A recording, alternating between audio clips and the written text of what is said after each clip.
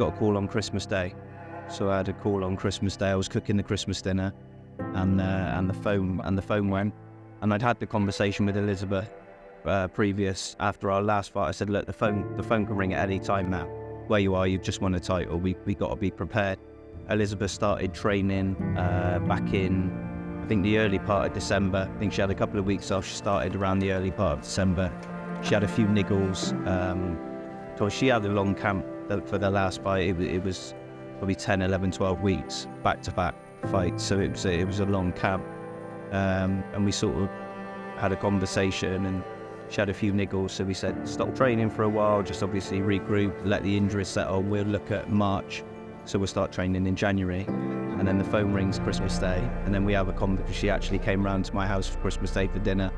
She came through the door. I said, look, got this offer, what do you think? Elizabeth, she said, yeah, let's go, I'm ready. And she got back into training, Boxing Day, day after, 26, and here we are now. When you're training, when you got that amount of weight to take off such a short space of time, you're not really thinking about the boxing. She just come in the gym, and it was the cross trainer, the running machine, and just pads. Normally we weren't doing 10 rounds of pads, we were doing 3 or 4 rounds of pads, and just getting the weight down really. And it was a short notice, an opportunity. She might never get a chance. So she's got the chance, she's taking it.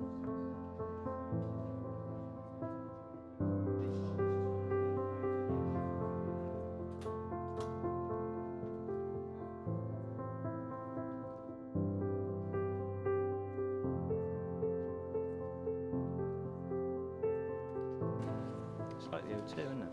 It is like a...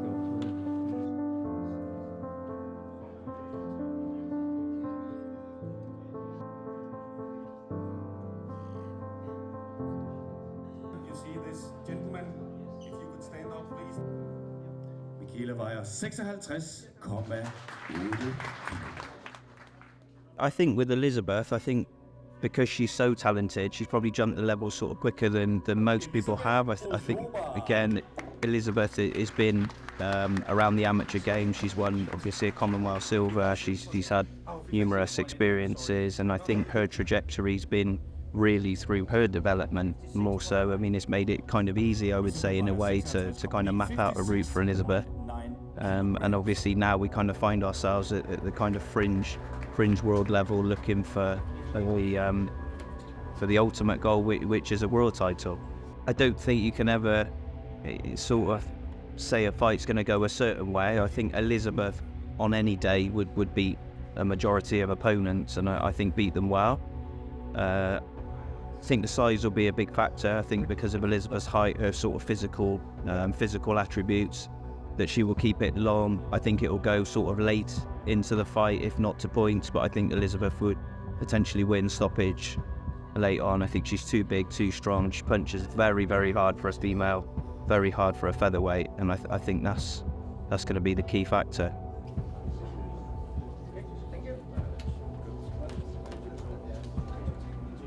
I morgen aftens tredje kamp, det er en fluevægtskamp, og den er berammet til 4 gange.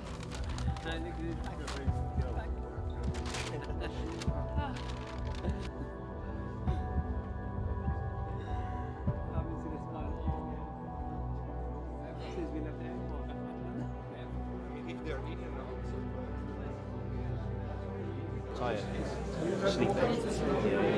Sleep an hour. Try not to sleep too much in the afternoon, because you won't sleep tonight. So just maybe nap.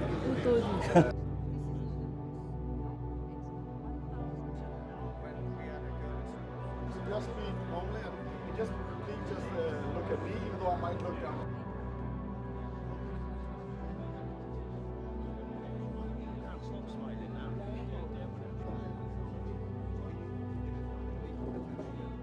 Maybe the only one in the world that says that the doctor can stop the fight. Normally, it's only the referee can stop the fight.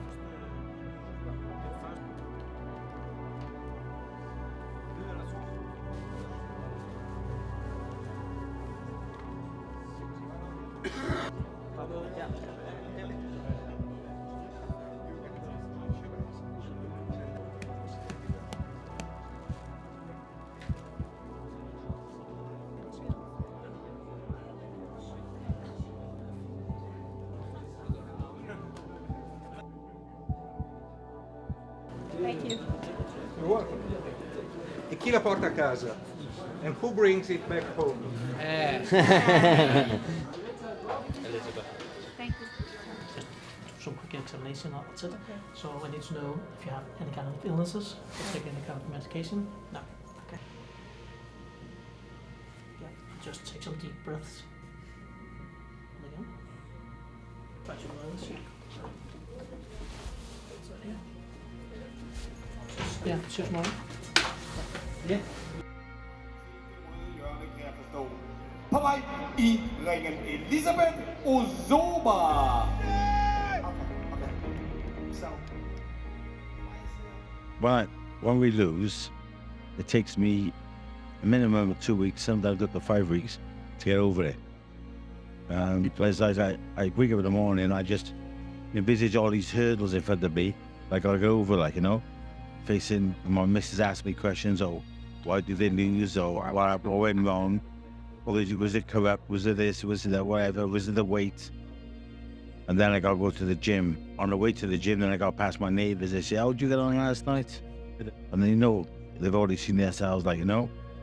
Then you got in the gym, and the other fighters in the gym, the other trainers in the gym. And then my sisters and my cousins, and you gotta go for all these hurdles.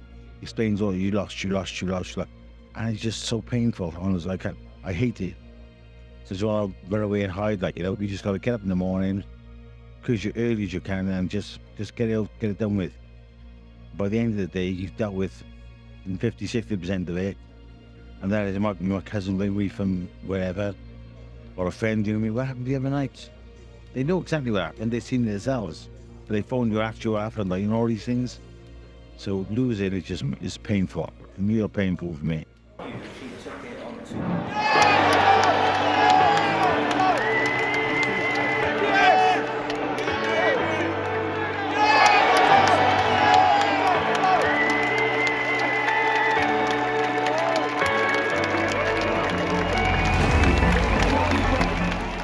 I suffer badly with the losses, so whenever I ever win, in any way I can, I celebrate.